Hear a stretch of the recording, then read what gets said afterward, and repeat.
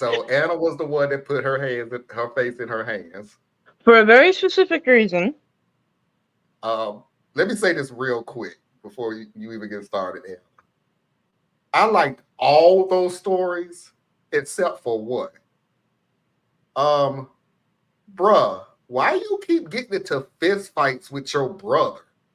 Like, that's not normal, man. You making it seem like Punch oh, I my ran nose left random and fight then that punch my I had. nose right. Like, he punched me in the nose and broke my nose. 5 years later, we got into another fight where we throw a fist. Like, why are you saying it like you had dinner or something? That's not normal.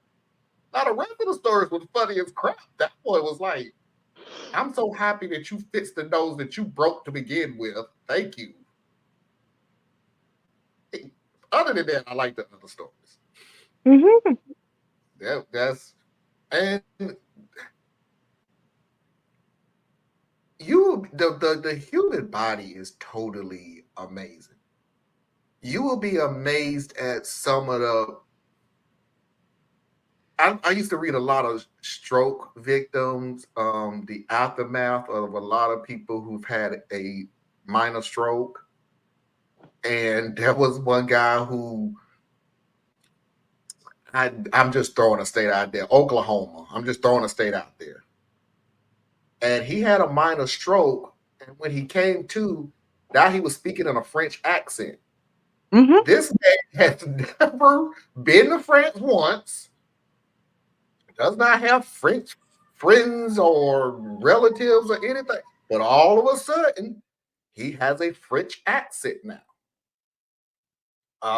We had a woman who had a stroke, and all of a sudden, she could sing opera.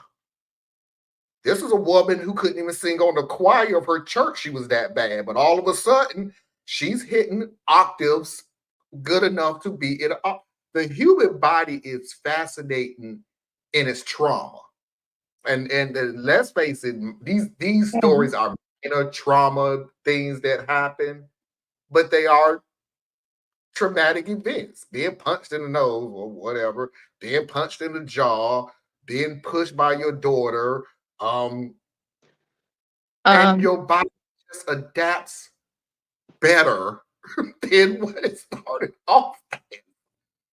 It's you're right. The human body is weird. Go ahead, Hannah. it's weird, wonderful, and full of surprises. Now, why I put hand to head,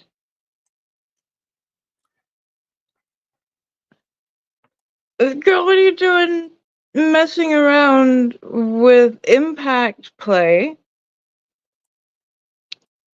when you have TMJ? Hey, that would very generally be advised against Oh my in the goodness. community.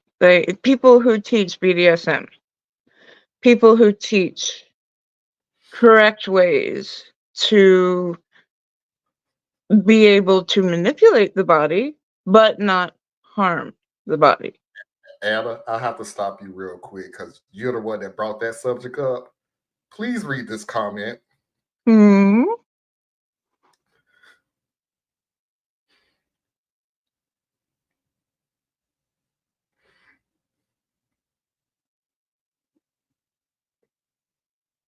Wait.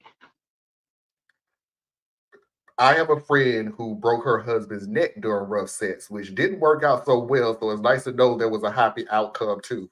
Wait, see, that and that's exactly why there are a lot of teachers and um a lot of people who believe that when you are going to do something that is so dangerous, that you should at least have a baseline knowledge of the body, where the organs are, so you don't hit somewhere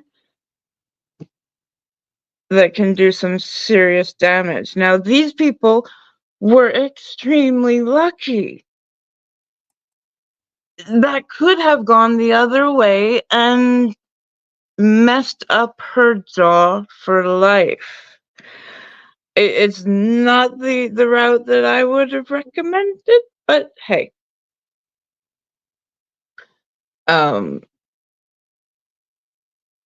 I can also say from the perspective of somebody in chronic pain, when you give a body pain that is used to being in pain, but you give it a new sensory input to read, and suddenly your body actually starts working again.